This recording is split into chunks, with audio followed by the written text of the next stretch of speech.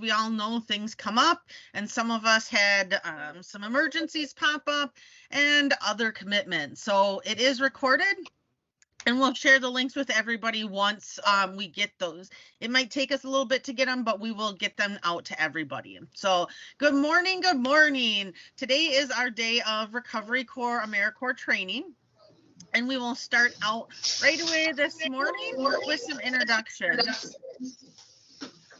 Oh, just make sure everybody's muted. Okay. So Recovery Corps, an exciting opportunity. It is an exciting opportunity. You guys all have chosen to join Recovery Corps, and we couldn't be more ecstatic here. Myself, Emily, Megan, Aaron, we are so happy with the great recruitment we've had this year and how many people that have decided to take that leap and become a Recovery Corps member. That is huge. You guys are now part of an extremely cool family. And I mean, don't just take my word for it. Ask Megan, ask Emily, and our returning members. They're going to agree with you. I don't hype it up just because I want to hype it up. We're some pretty cool people, and we're a pretty cool group. So there's none like us, and you are now part of that, which we're excited about. So what we want to do this morning is we're going to start out with a nice little icebreaker so we can get to know each other. We want to be able to know everybody, know where you're at. So we're going to go around and I will call upon you because we have a lot of people in.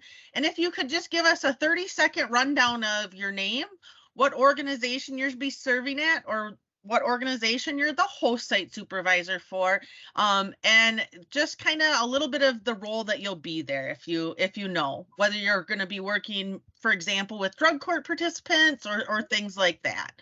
So I'm going to pull up my participant list so I can just call you off. Yeah.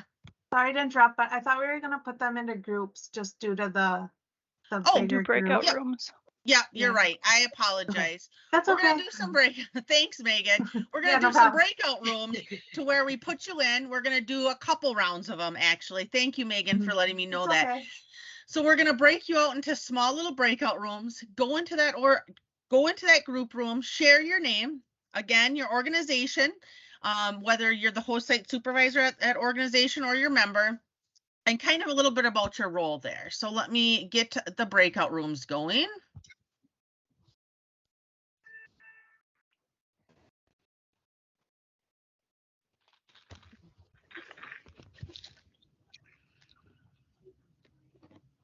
All right.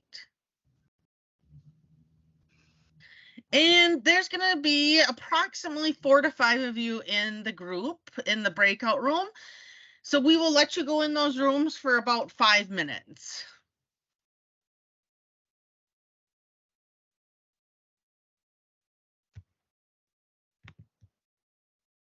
Okay. And then do we also want them to ask why did they, or answer why they joined AmeriCorps? Yes. Yes. Okay. Why did you choose? Sorry, the very first question. No, that's good. All right. We'll send you guys out. We'll give you about 5-6 minutes in those rooms, and then we'll bring you back.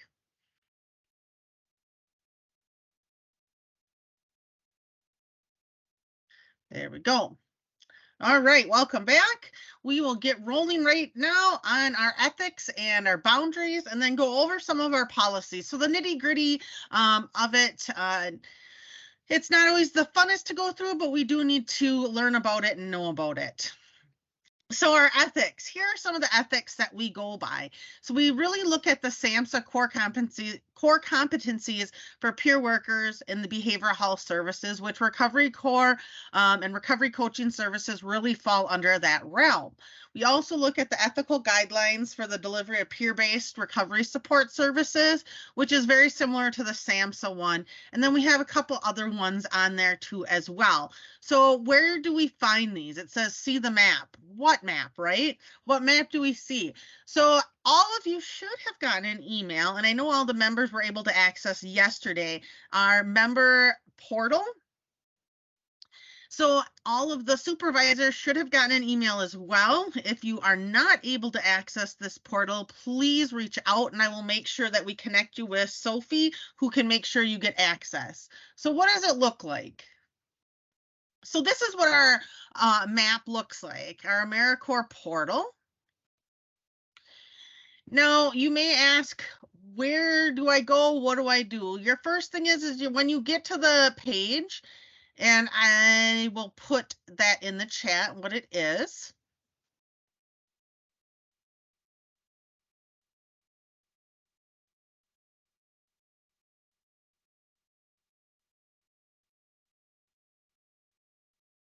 And so supervisors, you should have received an email to also access the map. So if you haven't set up your username and login, please make sure to do that so that you can access this additional resources tab. This is a feature that's only available once you're logged into this portal. Yes. Yep. So when you go in, you'll see this member login, it'll say. Right now it says log out, but you'll click on that and it's going to give you the option to log in with your username and password. And then it's going to look very similar to what my page looks like, just a little bit different. So where do you find these ethics? You'll go over to this resource tab once you're logged in, recovery resources, and right here is ethics. And when you click on that, it's going to bring up all the ethics, and I can show you what that looks like.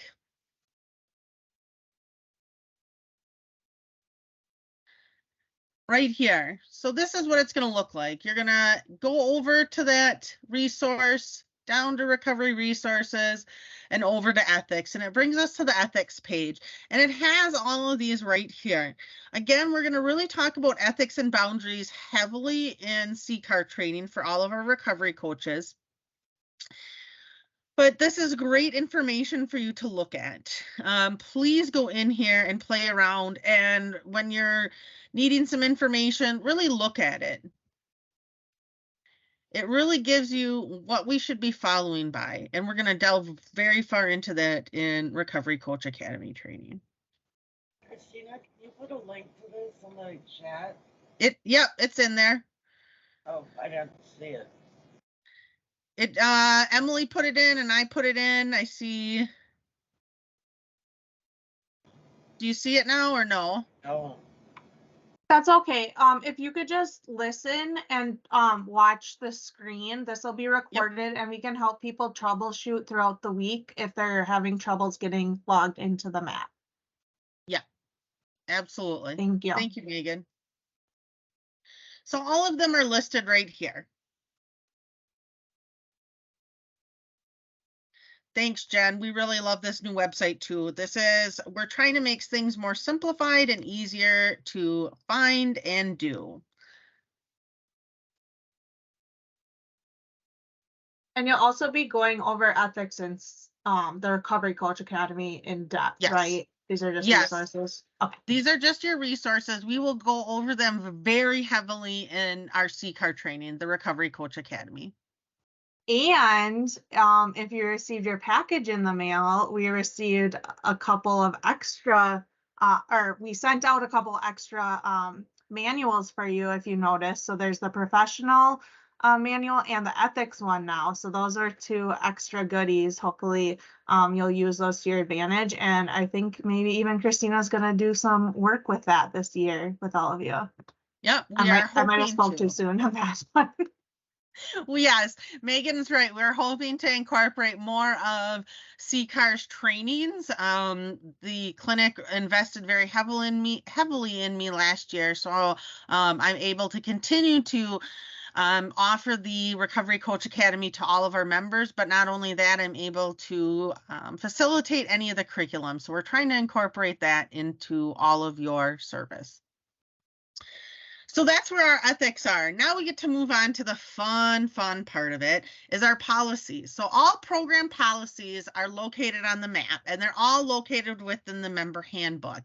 You will be required to sign off stating you reviewed and understand the policies, which we're going to go through them with you right now. We're going to go heavily over the Recovery Corps Academy ones, or Recovery Coach ones for Recovery Corps. And then there's also general policies within this manual as well, and all AmeriCorps policies in this manual as well. Again, this is on the member portal. So it's on the map over in resources, and it has its own tab, policies and procedures. And here it is right here underneath the handbook. I realize this is a new system, but the more you use it, the easier it will get, I promise. So looking at the handbook, when you first look at it, it's going to just look really simple, basic like this, okay? When you go through the handbook, it's got some really good information in it. All of our contact information for both programs is right here within the handbook. If you're like, hey, I really need to get a hold of Erin, her email's in this handbook. This is your go-to for everything. Obviously, as you email us more frequently, you'll have our email addresses, but if you need something from one of us, all of our contact information is right there. Okay. We've broken down our handbook into different sections. Our AmeriCorps overview, then our member benefits, which we did talk about a little bit yesterday, and then training and events and how we handle that. How the program's administered, reporting requirements, because there are some reporting requirements that you are going to have to do throughout the year. Approved and prohibited activities, that is what you will be doing on the On3 Learn. There's a course on there that you need to take. We talked about it yesterday. Log in, take the prohibited activities course and send us the completion certificate. It's not that bad. It's actually a very interesting training.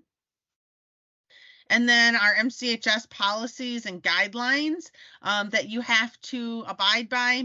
This was what a lot of it was gone over in your CBTs yesterday.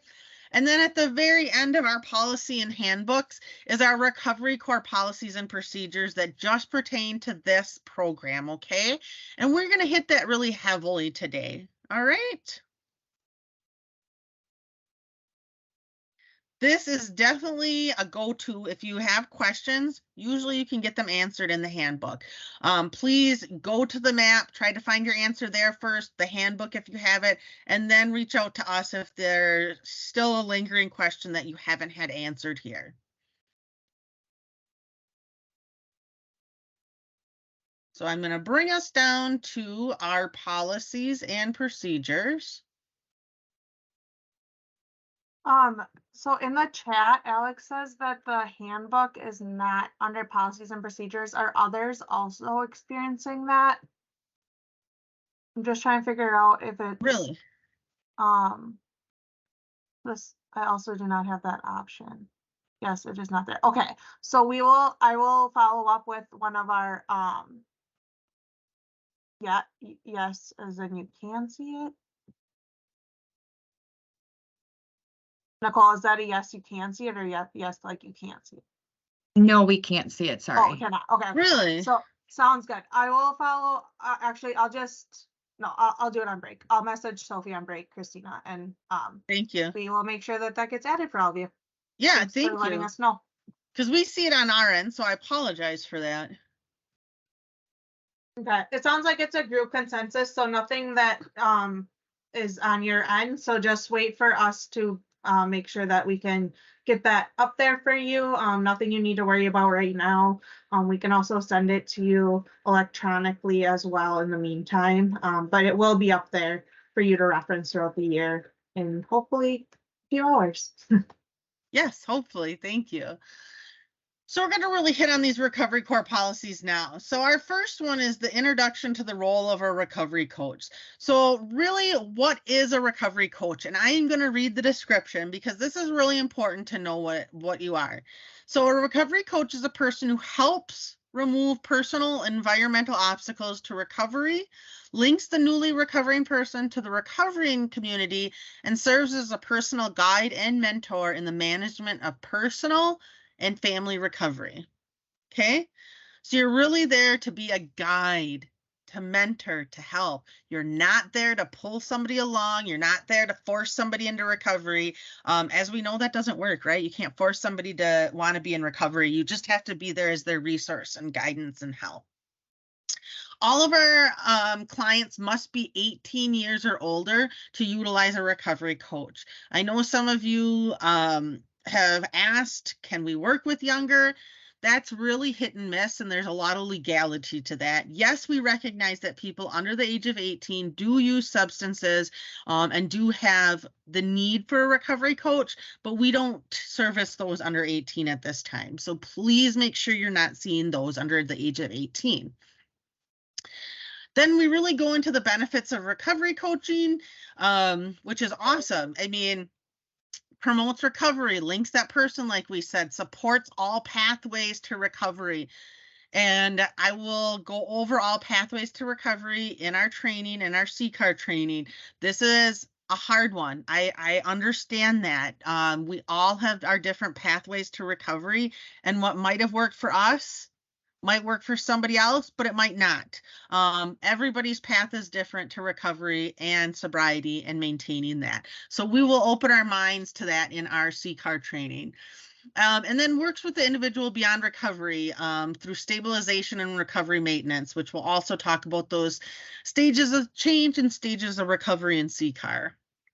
And support any positive change and celebrate. I can't stress this enough, and we'll talk about this in CCAR. Celebrate successes, because that's big. We have to celebrate those things, because if we don't, it has no meaning sometimes. Even the smallest little thing, celebrate it, because that could be a big thing to somebody. We are not therapists.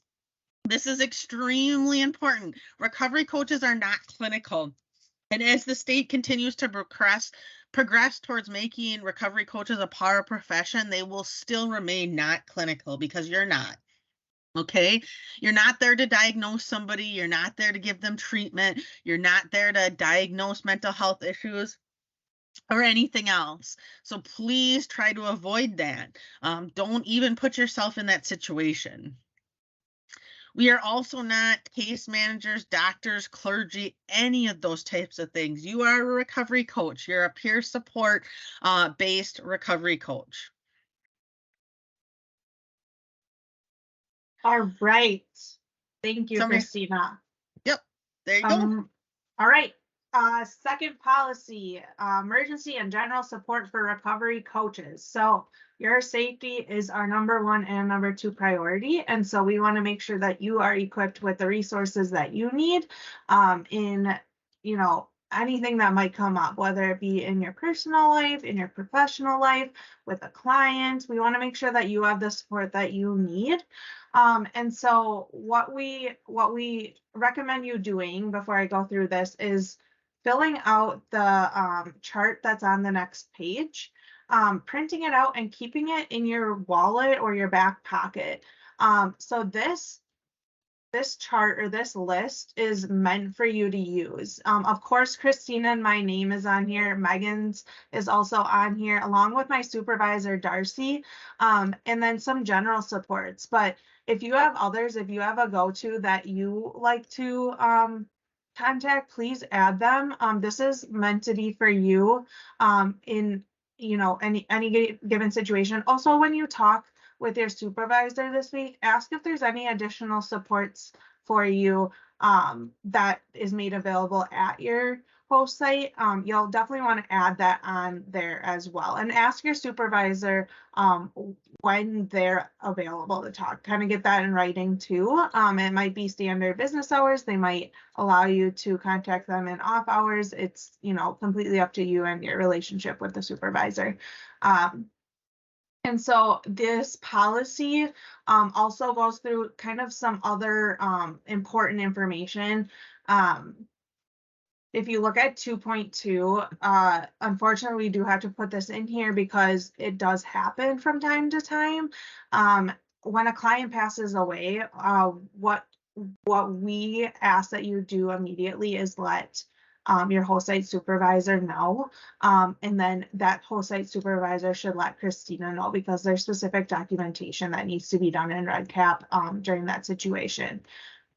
Besides the documentation, we also need to make sure that you are okay as a human, right? Like, we're all humans first. We have emotions, and if that means taking a break from coaching for a little bit to make sure that you get the help that you need, that's what we'll do. So remember life matters. I mean, there's a lot of resources out there, but life matters. It was just a really good reminder for me too yesterday when Shelly went through that. That is a free resource for you. Please use it. It's confidential.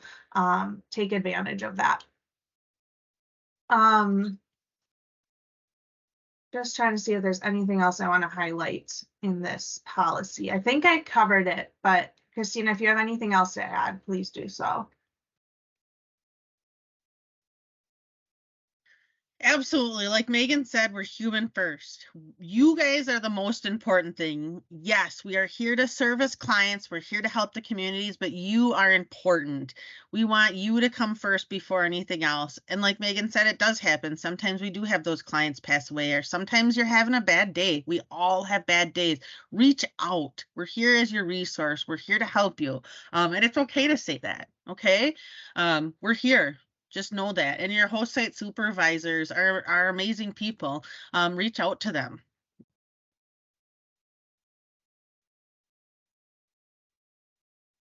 All right, our next one is our guidelines for sharing our personal recovery stories.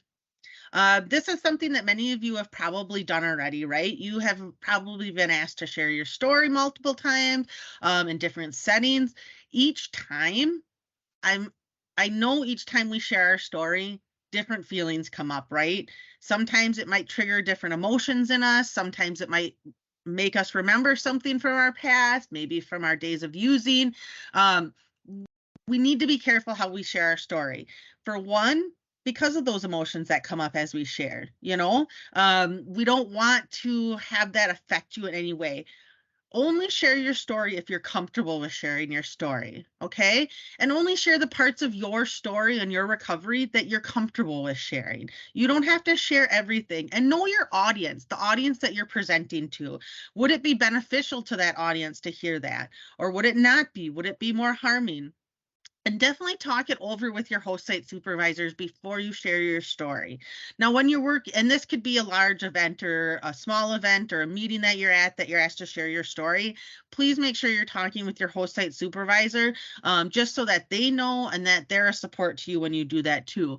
Now, we'll talk a little bit more in CCAR about sharing your story with your recovery that you're working with your clients that you're working with. And we'll talk about, is it beneficial in this situation? Is it helpful? But we'll talk about it there. Make sure when you're sharing your story in audiences or anywhere else that you know the audience, you put your parameters out there. If you don't want photos taken, make sure that that's known. If you don't want it recorded, please make sure that that's known. Please put your boundaries out there for sharing your story so the audience knows that and that you feel safe and that you're okay. And for the host sites, please respect their story.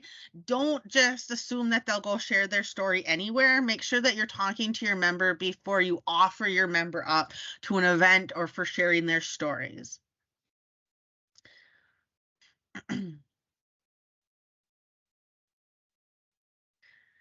And please, this is really important. When your member shares the story and you may be in attendance or things like that, please do not give criticism or feedback on that.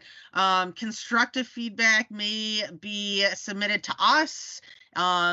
Reach out to us. We've had some times where members have overshared and program or host sites have reached out to us and let us know that, and we'll work with that, but please let us know. Really, your well-being is at the top of it. If sharing your personal story is going to be more harmful than good to you, we definitely don't want you to share it, okay?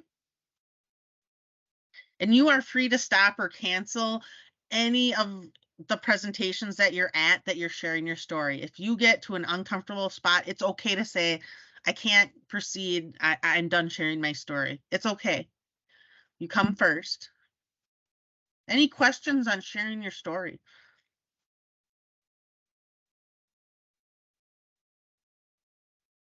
All right. Okay. Host site supervision requirements. This is not an end all be all policy, but it is more so specific to the start of a recovery coach at a host site. So supervisors, listen up for this one.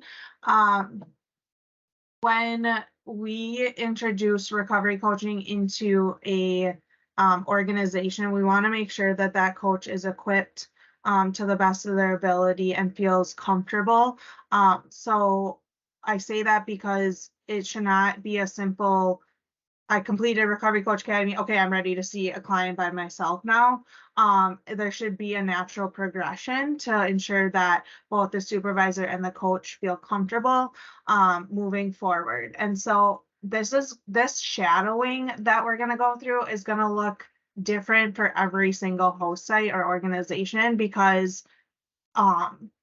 some organizations might have recovery coaches or substance use services within their organization where it might be really easy to have them shadow somebody, whereas another organization might simply have one recovery coach, and that might be their sole substance use offering services in that organization, where that's going to be hard or harder to shadow somebody. And so I will kind of go through a couple of different scenarios to kind of help paint a picture in your mind of where you want to go with this. This is all recommendation, but it's something that I highly recommend that you doing. And this is something that I also recommend you talking about as a team, both a supervisor and a coach, to make sure that you're both on the same page with this. So an example I have would be, if you have more than one recovery coach at your site through AmeriCorps, and one is returning and one is new, that's a great opportunity to have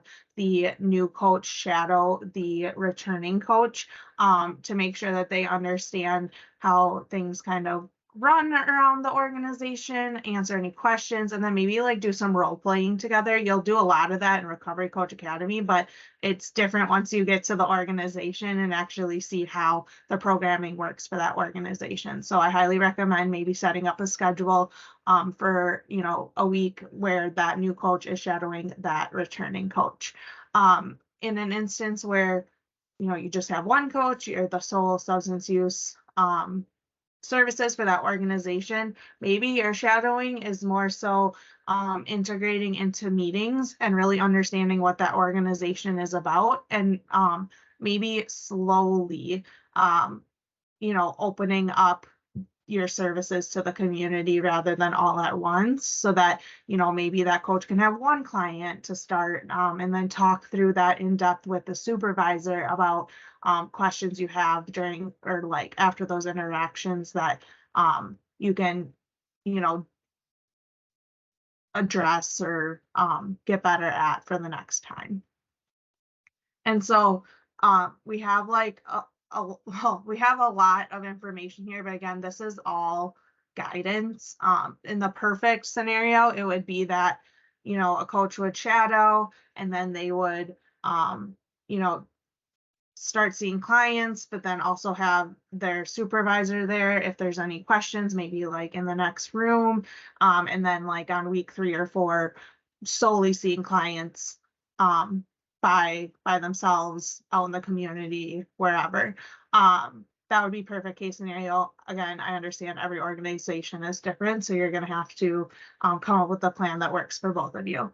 And so there's a template on the next page, or the page 59, that you can use to help guide how this will look.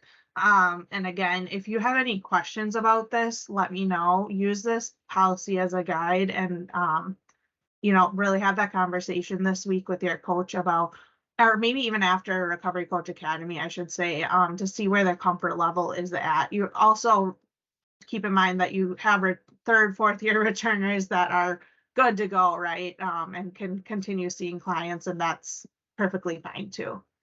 So sorry, that was a little choppy, but it's a hard policy to talk about because it's going to look different for every single organization. So again, if you have any questions for me as you kind of develop this plan, let me know. I'm here to help. Are there any questions right off the bat for me? Who do they shadow if we do not have a recovery person at the house site? Yes, great question, Seth. So Emily and I will help with that because we do have coaches within the health system that have been there for a year or two now. So I'm probably going to pair up your coach, Seth, in Nielsville with a mentor in either Ladysmith or in Wausau to help answer those questions. So kind of having a mentor that way, because I know that Barb will be kind of in her lonesome in Nielsville for a little bit. And then Jessica. Oh yeah, there you go, Megan. Okay. You do not have what at your facility? Recovery coach, I'm assuming. Well, we have Kenneth, but this is his first year with us. Yep. And doing so that, yeah. Yeah, so that would fall into the scenario of instead making sure that they are really integrated into the organization itself first, and then slowly taking on clients instead of all at once. So once Kenneth is done with Recovery Coach Academy, what I don't want to see is a press release go out in Sawyer County and then all of a sudden Kenneth has 10 clients the next day. Instead, take it really slow and let Kenneth like have one client for a little bit and then talk, and then Jessica, you and Kenneth will sit down and talk about how is that one relationship going? Like, what do you feel like you need extra support on to feel confident with 2 clients? And does that make sense? Yes, mostly, okay. yeah. No, Yeah. and that's where we were planning on going anyways with Perfect. it. So I just wanted to, yeah, okay, perfect. Nope, that's Okay. good. Good. Happy to help.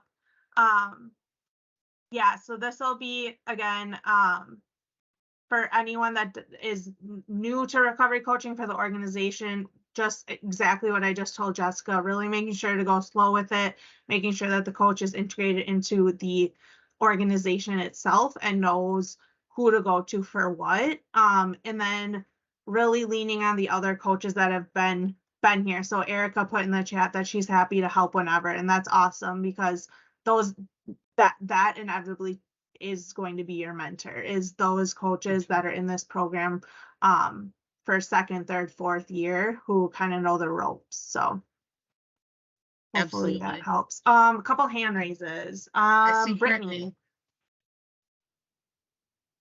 Yep, can you hear me? Can hear you.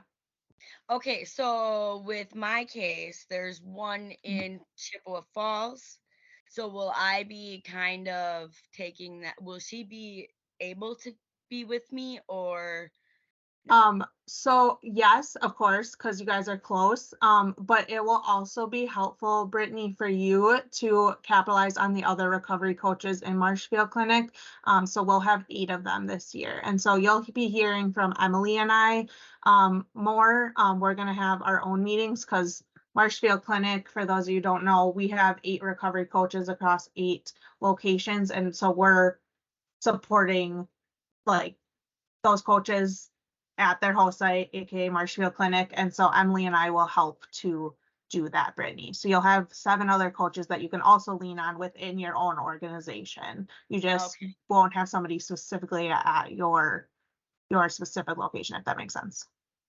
Yep, thank you. Okay, yep, you're welcome. Jen. Can you guys hear me okay? Yep, hi. Okay.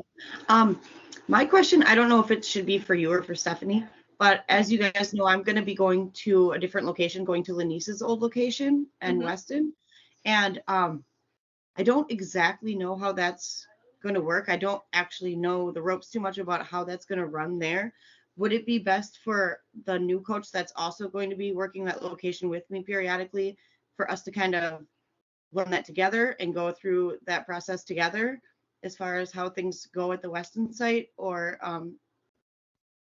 because I mean, I know I'll be there to kind of help her along, but I don't know which days. I mean, Stephanie and I are going to get together and kind of figure all that stuff out, but I didn't know if you had maybe a specific plan that might work best for that situation, considering I know Wausau, but I didn't get a lot of clients through Wausau, so it's kind of going to be all new again for a little bit. Yeah, that's a great question, Jen. Stephanie, are you on? I am. Okay, hi. Hi, Jen. Yeah, great question. I think that that's something that you and Kaylee and I can work through. I know we have already, Megan and Christina and we've all been reaching out to a number of folks in Weston to reintroduce the Recovery Corps coaches here in this whole Wausau, Weston, East River region piece. So we'll get some new introductions to you. We'll do some tours. We'll figure out a schedule that works for both of you to cover all these locations that we have now. And we can definitely talk through that as time goes on. But I think that first chunk of time is going to be a lot of reintroduction to folks that may have heard your name, and then certainly meet Kaylee as well. So we're excited about that. I think there's a lot of excitement generated on these campuses to get you guys super involved, and we'll get you reacclimated to Weston in no time. Sounds good. Thanks. I didn't want her to have the impression that she was gonna be able to come to me right away and I just have all the answers of how things are going to go in Weston, because I just don't have that right now. But No, You're going that's to be a good great question. resource. Yeah, you'll be a great resource, Jen, for a zillion other things. Okay. And then I can help y'all navigate the whole location piece for sure. Sounds great. All right. I'm excited to start this new term. Excited to have you, Jen. Barb, I see your hand up. Yeah, I just got a couple questions. With Okay. the and just kind of random questions. So with the COVID cases increasing, if we're in a hospital site, should we wear masks? Or I mean, can we? Yeah, absolutely. That's a personal preference. So Barb, if you're more comfortable wearing a mask, absolutely. Okay. And then let's see. So I don't know, it's about, an hour or so for me, but say we get 6 inches of snow or something in the morning. So how do you work that? I mean, do we stay safe until the roads are plowed? Yeah, that's a great question that Emily will be going over in her expectations. We're actually going to have you, each recovery coach talk about scenarios like that with your supervisor about what does the protocol look like at your organization. I assume it would be different for every organization. So I don't want to speak on behalf of Seth, but I think that's something that you and Seth will definitely want to talk about. Maybe you exchange numbers. Maybe it's a text saying I'm going to work from home for a couple of hours and then come in when it's safe. And so, yeah, I highly encourage you to do that. And we have a checklist for you to remind you to do that, but we'll talk about that later. Thank you. You're welcome. All right. Let's keep her moving. Wow, that was really Wisconsin-like of me. Okay. Christina, you're next. All right, so we're going to talk about the roles and expectations document next. So this roles and expectation document is let's think of it a little bit of like your agreement that you can work with a client. That's what it is, okay? So this has to be signed by the coach and the client before recovery coaching services can be offered to that client. It's just there to protect you, protect that client, and really outline what the roles and expectations, as the name of the document is, of the coach and that client. So it goes over to the description of the recovery coach again, so that the client can see this is what the recovery coach is. The age requirement again, which is over 18. We're not servicing those under that age. That relationship between the coach and the client, that it's really a peer-based service. We are not that therapist. We're not clergy. We're not law enforcement. We're not a lawyer. This is what we are. We're a peer there to help that person. And then it talks about the support of a recovery coach and what it includes. Talks really in depth of recovery coaches are not therapists. Again, we're really stressing that to that client. Talks about confidentiality, which Sheila will be coming on board with us here in about 20 minutes to really talk about CFR 42 Part 2, which goes over HIPAA confidentiality as well, but it's right there for the client to see. And the expectations of confidentiality and what that includes. The coach is there to keep everything confidential. You're not sharing your client's information with anybody that doesn't need to know that. That doesn't mean you run and tell your coworkers, hey, I saw little Susie Smith. No, it's all confidential. And you're going to let that client know that as well with this document. Talks about meetings, one-on-one, face-to-face meetings, whether it be virtual, in that public location. If you're in a public location, say you decide to go to the local coffee shop, that's great. That's a perfect spot to meet. Doesn't mean that if you're in a small community, you should go to the local tavern to have a meeting, right? I mean, that's kind of common sense, but please make sure you are in locations that the client is comfortable with and you're comfortable with. Data collection, we are going to be collecting data in RedCap of all the clients. We'll train all of you on that next week, but that's also just letting the client know that data is collected of them. It is not shared out. When we share our data with Serve Wisconsin, who is our governing body, it is all generalized. There is no way they can trace it back to one specific client. Talks about the termination of coaching, how that happens. Clients, as you know, in recovery, and I cannot stress this enough, and our returning members will say this too, clients will come and drop off the face of the earth for a while, right? You might see them once or twice, and then you might not see them for a couple months. That is the nature of game in recovery, right? And then they may come back after 3 months and say, hey, I need services again. That's okay. That's why we're here. So they can terminate at any time. All right. And we will show you how to do that in RedCap as well. Real simple. Then it goes over the ethical boundaries for recovery coaches and clients. These are really important. We're going to touch on them in RedCap or Recovery Coach Academy, but we're going to hit them right now too a little bit because it's so important. We're not there to borrow money or give our recovery coaches a loan, any types of gifts of money or other types of things like that. Okay, that's really important. The availability of a recovery coach is variable and will be clarified with each client. So the length of the coaching meetings and location will be mutually agreed upon with the coach and the client before the meetings, making sure that that client's comfortable and you're comfortable as well. The client agrees that it is the client's responsibility to notify the coach 2 hours in advance to canceling an appointment. Now, that's in an ideal world. I will let you know, and our returning members will also say there are a lot of times people don't show up for appointments or don't respond. Nature of the business, but we really want them to know that they need to be calling and letting you know that, hey, I can't make it to our appointment this afternoon. Can we reschedule? You are prohibited from transporting clients. There are external resources that can be used for that, and really knowing the resources in your community for that. Now, a lot of you are going to say, I'm in a rural community, there isn't a lot of resources. We understand that, but this is really to protect you. If you would put a client in your own personal vehicle and transport them, just you and them, it's a he said, she said situation if something happens, or maybe you get into an accident. Now you're liable for that person because you were in a car accident with them. Please don't do it. Just please, please, please. I cannot stress that enough. If you're having problems finding transportation or resources for a client, reach out. We'll help you with that. And other coaches in your area will be able to help with that too. You will also not transport or dispose of any substances, okay? If little Susie Smith comes to you at your session and says, hey, can you get rid of this pipe for me?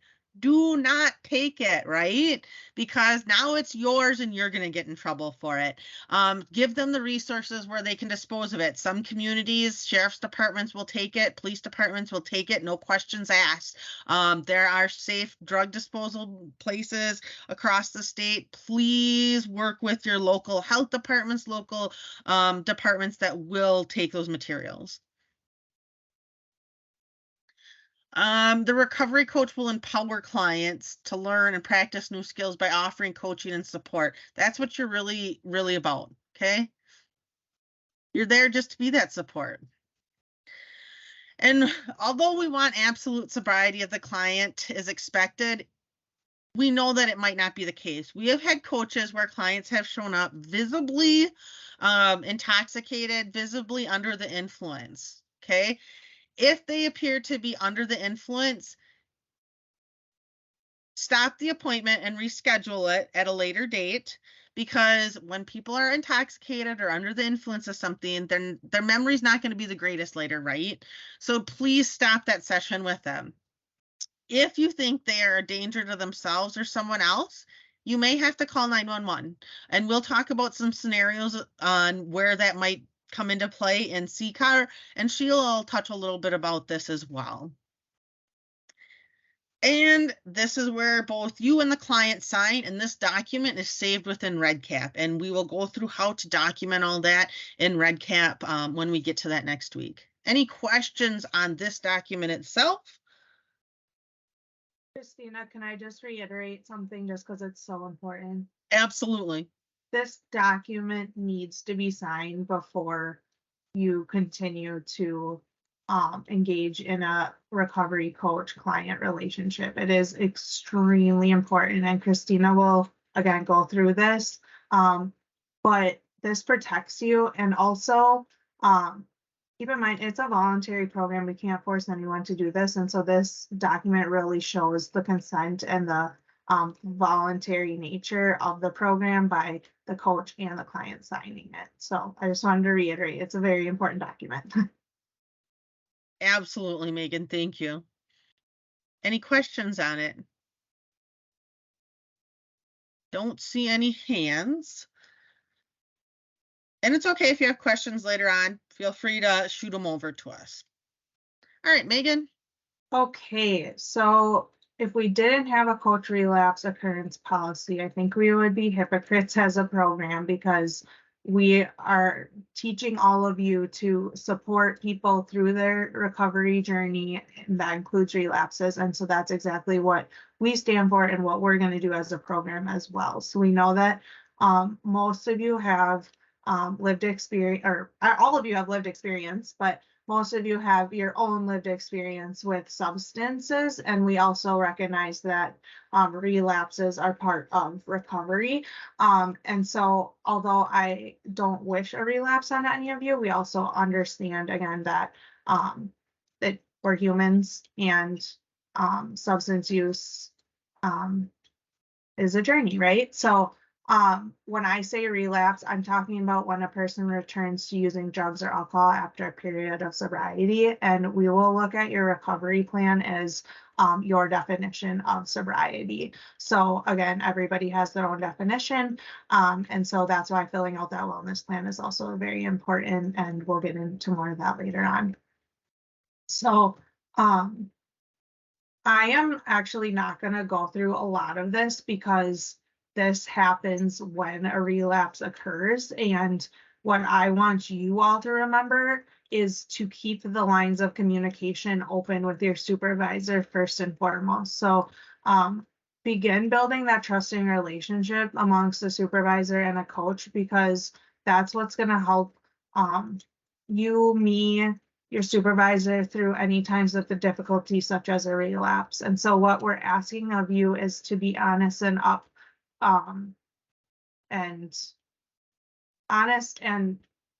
for, I'm thinking of a word and it's not coming to me.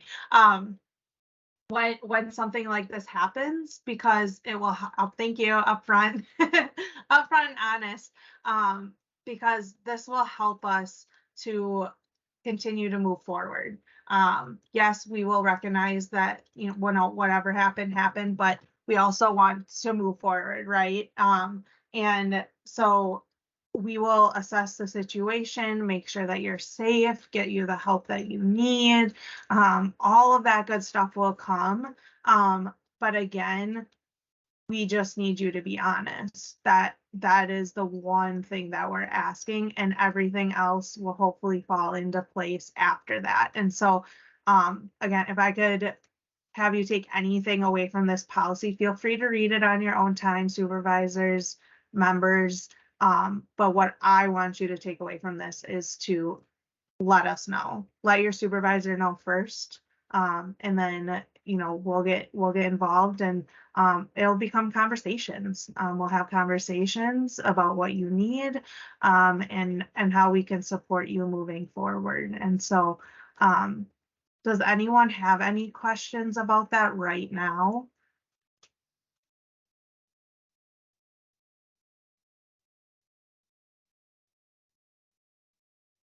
And again, it's out there for you, so you can read through it and all that. But this is one of those policies where we walk through the steps when and if the time comes.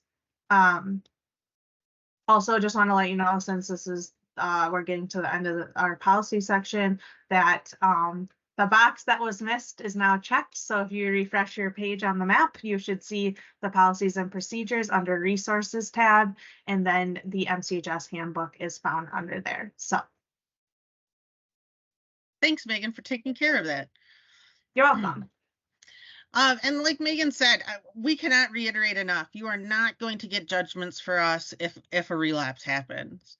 That it happens. We are not going to come at you like a mother shaking our fingers at you. We're here to make sure you're okay because we value you and we want you to be okay. Please know that we are open with you and we will help you to the best of our ability. And it happens. It's okay. There's no shame and embarrassment. Relapse does happen, but we're here for you. And we know you guys are, helping with some really heavy stuff. And so we will talk about this during our timesheets, but we also, in effort to prevent relapses, one, mandate that you have your own recovery wellness plan that you're working towards, but two, that you are taking 5 hours every week to rejuvenate yourself and work towards that wellness plan, whatever that means for you. And those are hours that you count as part of service. So, yeah, we strive to be a recovery supportive program. And I think, like I said at the beginning, we'd be hypocrites if we said, but you can't relapse. So thank you, Emily, for answering that question.